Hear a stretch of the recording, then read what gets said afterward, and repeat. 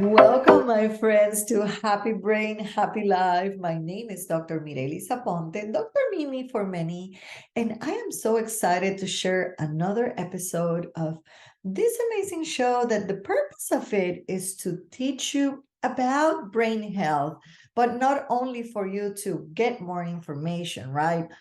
People say knowledge is power. We're actually action about that knowledge is what is power. So I want to empower you to be able to make decisions about your brain health and put some strategies into action immediately.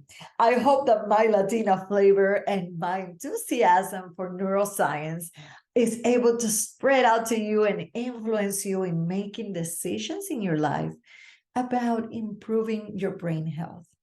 So, how about we get started today?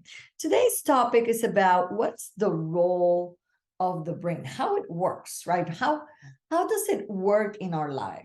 We have already talked about brain structures in previous episodes. We have talked about homeostasis, how our cells are constantly looking for an equilibrium, and the basics of three important factors of our brain function, which is our biology, our anatomy, our chemistry, and our physics, like the energy that runs through the system to be able to pass information from one neuron to another, from one part of the brain to another, from one part of our central nervous system to another. Understanding that is composed of our brain and our spinal cord. However, this whole system is responsible for every single piece of our actions, everything that happens through us and with us is because the brain has triggered some electrical current, right? Information that has been passed on from one neuron to another. Now, this information we have to understand comes from our environment. That means every single thing that we either hear, feel, perceive, see, taste, smell, touch, every single sense within our body will receive information from our environment, and then it would accept that information and make decisions as to how to interpret that. Let me give you an example. A little kid that's maybe a year or two old might look at a lizard. I'm from Puerto Rico, so we have plenty of lizards. You probably have squirrels somewhere else, and I currently live in Florida, so we do have plenty of squirrels in the backyard. And we still have big lizards here in Florida as well. So let's take a lizard, right? A kid that is a year or two old, that brain is still creating connections, is constantly receiving information from its environment. One of the things it does, it says, wow, a curious little thing that is probably green or brown, and it has this four little paws, and it's moving around really squiggly and fast. And for that brain, the information and the interpretation is probably pure curiosity because it has not saved in the system that it should be something to be scared of. So, as to our nature and our innate response to what a lizard probably could be, it's totally neglecting and avoiding any kind of sense of fear. Your hippocampus that we have been talking about the last time, and the amygdala, which is a part of your brain that's responsible for that fight or flight emergency system. I'm going to talk a little bit more about it in a minute. That system hasn't recorded from the environment that I should be afraid of a lizard. I remember my daughter Victoria, who's now 11, when she was 2 years old, all that she could do, she loved to follow lizards and grab them with her little tiny fingers at that time. I remember she would just go right after them and kind of try to catch them. And nobody would say anything. I particularly tried not to say anything because for her brain, this was pure curiosity. There was no danger in it, and it did not understand it as danger. However, as the year goes by, she continues to watch other people be afraid of lizards because they're squiggly and maybe one fell on your lap at some point. I remember that happened to my mom one time in her life. It kind of fell on her head and she immediately created this phobia against lizards. So I remember telling my mom, please don't scream if you see a lizard. Don't do it, because she is gonna start saving in that system, right? Recording in her system that she should be afraid of lizards. Well, at some point, she started looking at her environment and the influence from other people, and she started developing a little bit of that fear. And what I did as the years went by is, do you remember the time when you were 2 years old and kind of just went after the lizards? And that's the most fun that you could have during the day, was just chasing after lizards.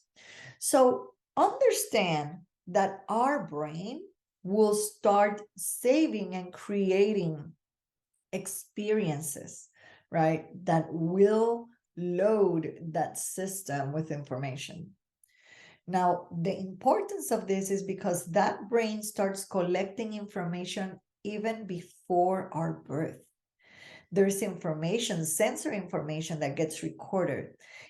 If it was a stressful pregnancy, if it was a lot of stress within the family when you were in the womb, if there were a lot of aggressions or difficulties, or that whole system has been recording information into your computer, right, into your brain, even before our birth. So understand that sometimes the way that we respond to things is because that automatic system already has a number of recordings in it.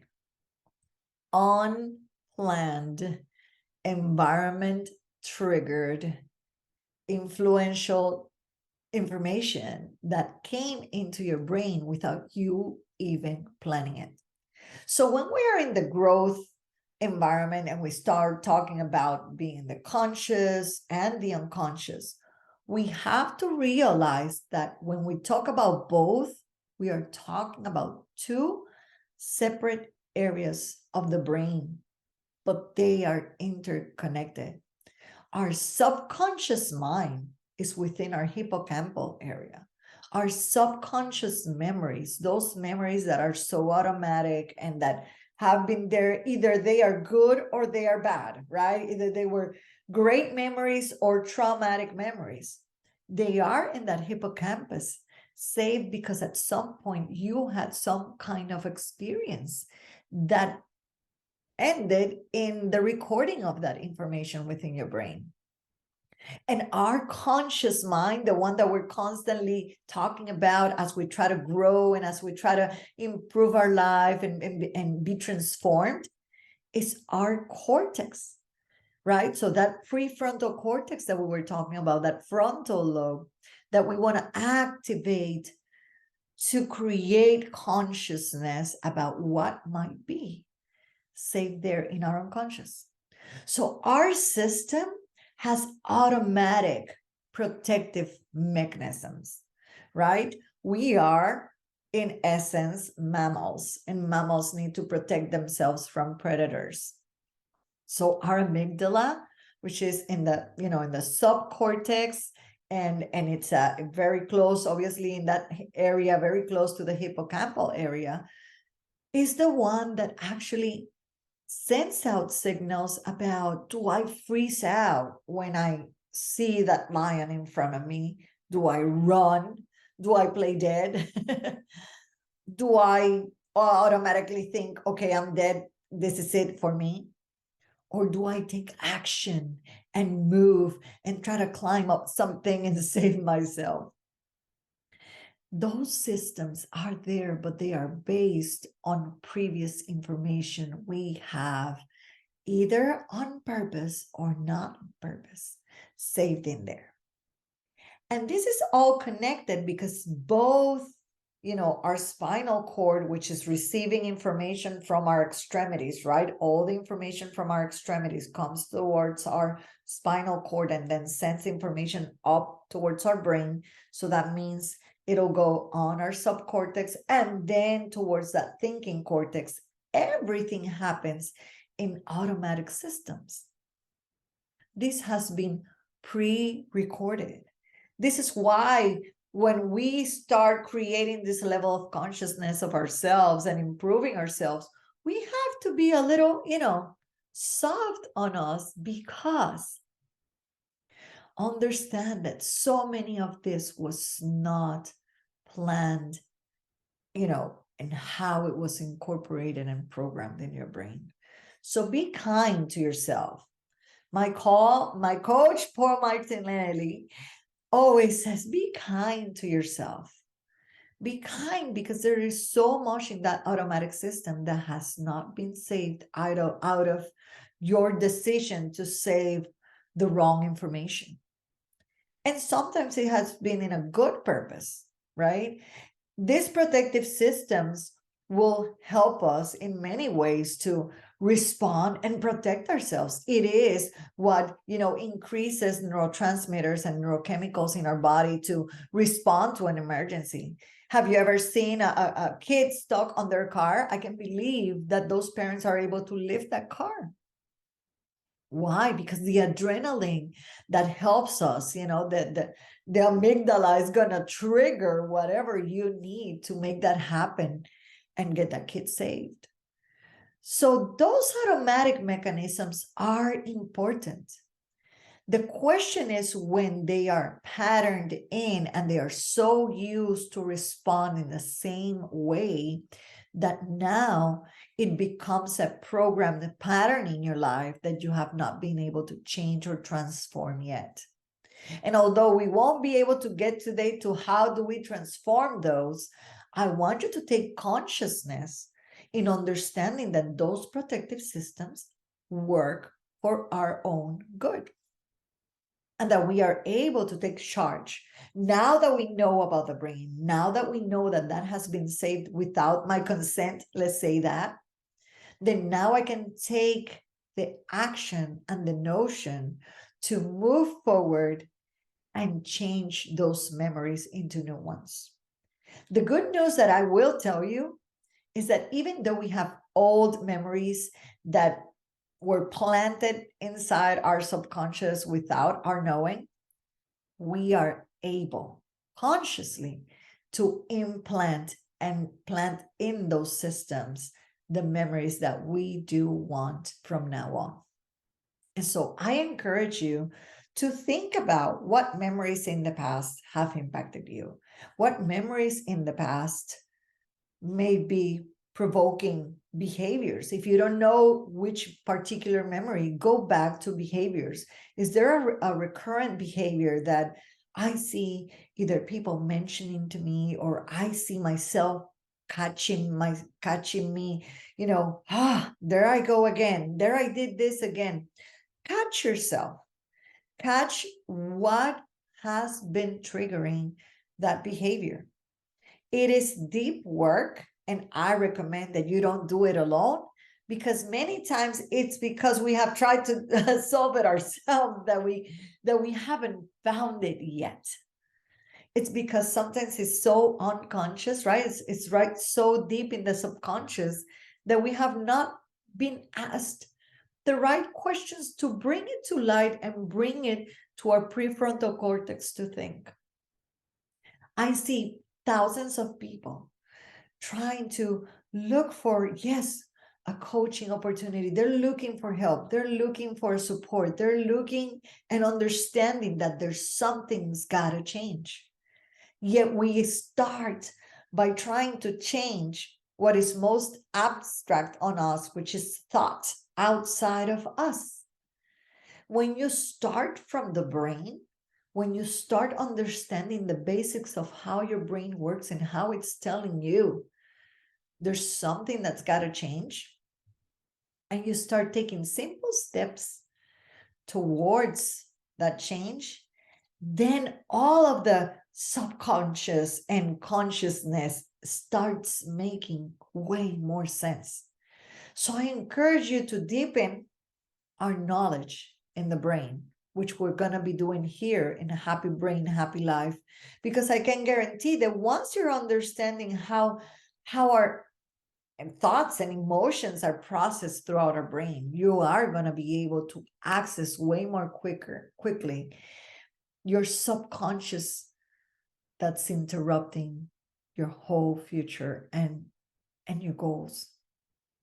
Many times we fall back into the same patterns, into the same behaviors, and it's because we haven't really understood how our brain works and how it's taking us back there.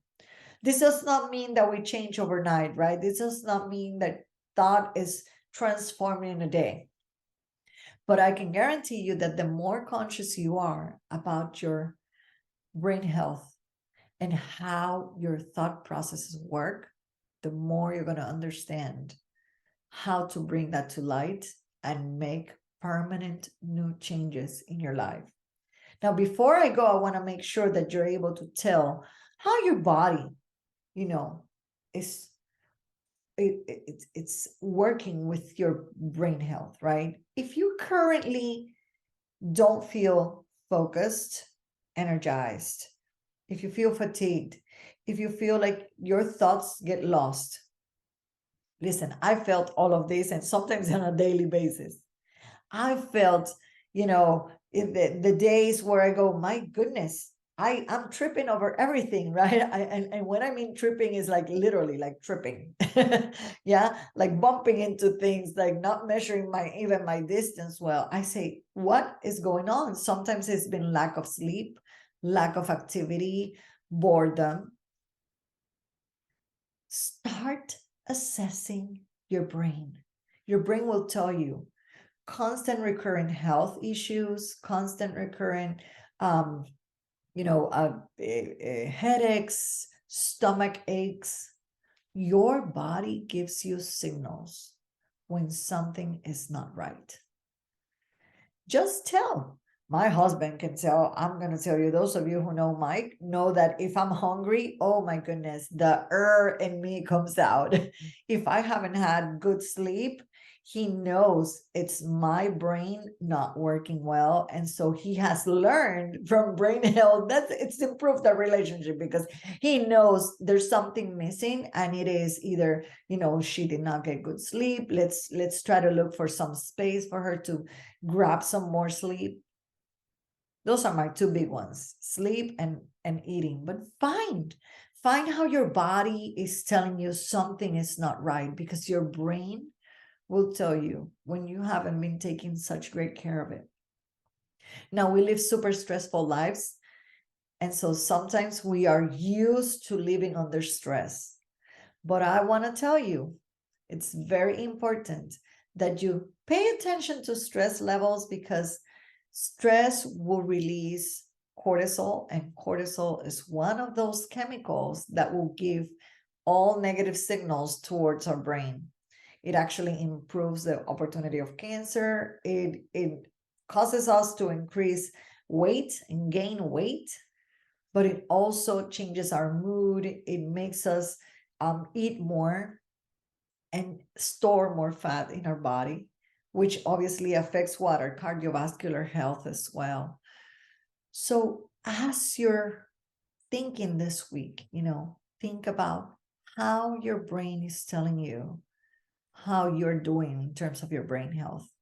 And I'm going to see you next week, and hopefully comment on what things you have, gained from learning about your brain. Comment and ask me, do you want to know about a particular topic? Do you want to learn about something that has been, a curiosity of yours? I would love to be able to share more with you.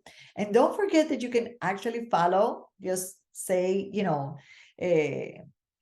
say yes to following us on Facebook and on Instagram at Dr. Myrelis or Dr. Myrelis Aponte. I would love to connect with you and make more friends and spread the good word that brain health works. That is why a happy brain equals a happy life. See you on the next one.